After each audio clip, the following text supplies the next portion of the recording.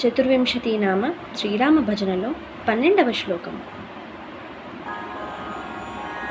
రామ రామ రామ సీతా రామ రామ రామ సీతా కామితార్థదాయక శుభనామ భీమ రాక్షస విరామ శ్రీ రఘురామ రామ రామ సీతా రామ రామ రామ సీతా దామోదర నింతగిలిన చిత్తము దామోదర నింతగిలిన చిత్తం కామింపదెన్నడు పరుల కామింపదెన్నడు పరుల విత్తము రామ రామ రామ సీత రామ రామ రామ సీత కామితార్థదాయక శుభనామ భీమ రాక్షస విరామ శ్రీ రఘురామ రామ రామ సీత రామ రామ రామ సీత.